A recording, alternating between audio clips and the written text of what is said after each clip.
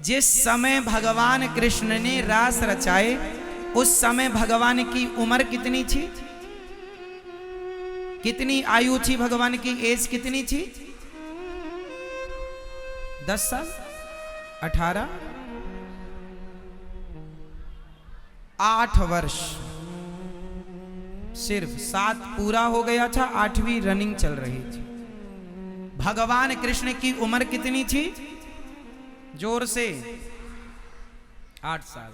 अब आप बताओ कि क्या कोई 8 साल के बच्चे के अंदर कोई काम वासना होती है? होती है? तो आज के कुछ लोग कहते हैं कि कृष्ण करें तो रास लीला, हम करें तो कैरेक्टर ढीला। तो उनसे बताओ कि कृष्ण ने रास रचाने के पहले 1 उंगली से गिरिराज जी भी उठाए थे, कालिया नाग के ऊपर नृत्य भी किया था और इतने से मुख को खोलकर पूरा ब्रह्मांड भी दिखाया था और पूतना का जहर भी पिया था। तुम पी लोगे?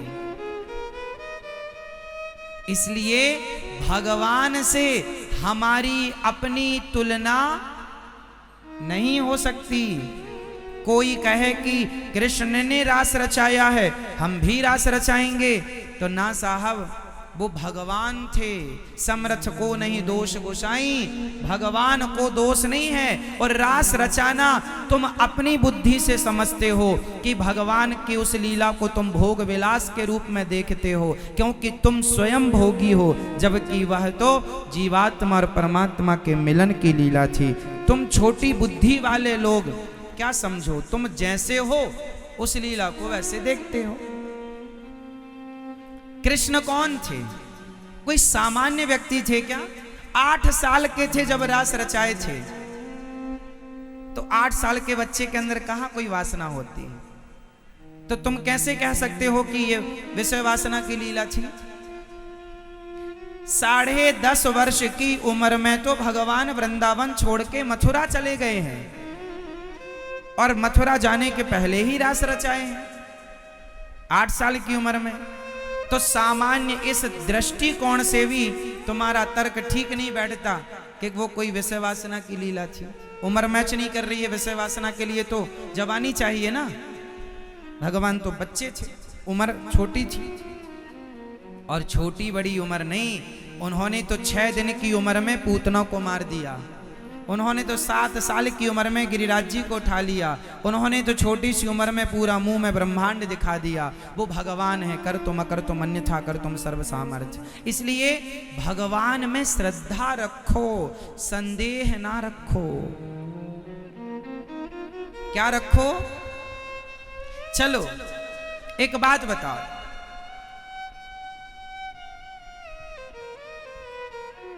एक बात बताओ, जब समुद्र मंथन का जहर निकला तो किसने पिया था? समुद्र मंथन का जहर जो था, क्या नाम था उस जहर का? क्या नाम था? हलाहल नाम का जहर था। किसने पिया?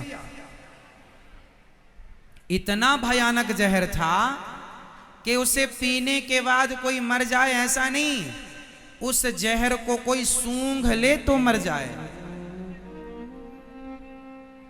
पीने की तो छोड़ दो, सूंघ ले कोई तो मर जाए। इतना भयंकर था, जहां था अग्नि की तरह जला रहा था वो चारों ओर की दिशाओं को। उस जहर को किसने पिया था? कोबरा के अंदर, किंग कोबरा, कोबरे के अंदर कहते हैं सांपों में सबसे जहरीला सांप होता है कोबरा। उसका डसा नहीं बचता, लेकिन कोबरा में जितना जहर है उस कोबरा के जहर से करोड़ों गुना श्रेष्ठ जहर था वो हलाहल। उस जहर को किसने पिया था जरा बताइयो? कहां मैया बताओ, किसने पिया था? शंकर भगवान ने पिया ना, पी लिया ना। अब बताओ, जो शंकर जी इतना विशाल जहर पी लेते हैं, वो शंकर जी साड़ी पहनकर बिंदिया और चूड़ी लगाकर भगवान कृष्ण के रास में सम्मिलित हो रहे हैं, तो कृष्ण कोई ऐरे गैर नच्छू ठहरे हैं क्या? तुम कृष्ण की तुलना अपने से करते हो, यही तुम्हारी सबसे बड़ी मूर्खता। तुम जरा सा जहर पी लो मर जाओगे, और शंकर जी ने इतना पी लिया नहीं मरे। उनसे अपनी तुलना थोड़ी हो सकती है भैया। शंकर जी से कोई हमारी और अब तुम्हारी तुलना होगी क्या? शंकर जी तो शंकर जी हैं, उनसे हमारी तुम्हारी तुलना नहीं हो सकती। वो शंकर जी सदा दिन रात कृष्ण का चिंतन करते हैं। वो कृष्ण है पूर्ण ब्रह्म परमेश्वर। वो आज गोपियों के संग रास रचा रहे हैं। रास मीन्स रसो वैसा, रस स्वरूप स्वयं भगवान है। वो रास राशेश्वर भगवान। ये कोई विषय वासना की लीला नहीं है।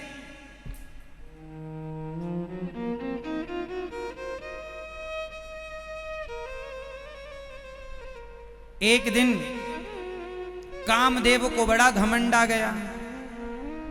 मैंने नारद जी को हराया, मैंने शंकर जी को हराया, मैंने ब्रह्मा को हराया, मैंने इंद्र को हराया। है कोई माई का लाल मेरे से टक्कर लेने वाला? इंद्र ने कहा, कामदेव ने कहा, है कोई माई का लाल? नारद जी मिल गए ना, हंस पड़ा कामदेव। नारद जी आपको भी मैंने एक बार हरा दिया था, आप भी विश्व मोहिनी के चक्कर में पड़ गए थे। नारद जी बोले, सुनो हम तो हार गए थे ठीक है, लेकिन एक को तुम हराओ तो जाने। कामदेव तो बड़े घमंड में था। हाँ हाँ बताओ कौन मेरी बराबरी का मैं आज युद्ध करूंगा। तो नारद जी ने कहा कि अभी भगवान कृष्ण का अवतार हुआ है धरती पर, और अभी वो नंद के लाला बन के गए हैं। यदि तुम कृष्ण कन्हैया को हरा दो तो मैं मान लूंगा कि तुम विश्व विजेता हो। कामदेव घमंड में चूर, ठीक है। तो कामदेव आया, हे कृष्ण कन्हैया मैं आपसे जरा दो दो हाथ की करना चाहता हूं। भगवान बोले, तुम कौन? मैं कामदेव। भगवान बोले, आ जाओ मैदान में कर लो। तो बोला कामदेव कि भगवान बोले, कहां का युद्ध करना पसंद करोगे, खुले में कि बंद कमरे में?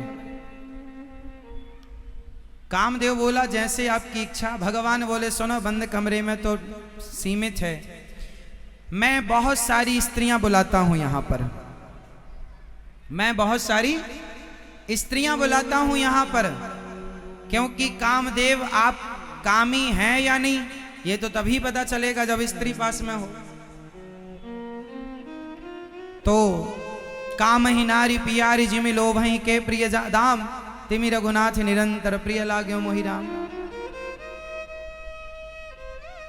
तो भगवान ने कहा ठीक है, कामदेव ने कहा ठीक है बुलाओ। तो भगवान ने सारी गोपियों को बुलाया, आओ आओ, और गोपियों को बुलाया और कामदेव से कहा चलाओ तुम अपने बाण, करो कोशिश हमें भटकाने की। पूरे बाण चला दिया कामदेव ने। स्त्रियां एक से बढ़कर एक सुंदरी आसपास हैं, लेकिन कामदेव ने, जो कामदेव शिव को विचलित कर देता है, जो कामदेव देवर्षि नारद को विचलित कर देता है, वो कामदेव कोशिश करने के बाद पसीना छोड़ गया और भगवान कृष्ण को विचलित ना कर पाया। वो कामदेव चरणों में आकर गिर पड़ा, प्रभु आज मैं हार गया, मुझे स्वीकार कर लो। तब भगवान ने कहा अब मैं तुम्हें पुत्र रूप में स्वीकार करता हूं। तो उस कामदेव को भगवान ने पुत्र रूप में ग्रहण किया और भगवान के पहले पुत्र के रूप में कामदेव प्रद्युम्न के रूप में प्रकट हुए। काम पर विजय प्राप्त करने की लीला का नाम रास है।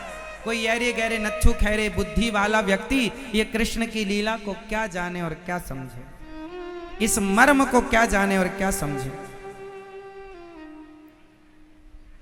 मैं आपको अभी सीधी सीधी कथा सुना देता कि भगवान रास रचाए और बढ़ जाता तो ये मर्म आपको मिलता, ये ज्ञान मिलता, ये रहस्य मिलता आपको। इसलिए कथाओं का रहस्य मायने रखता है।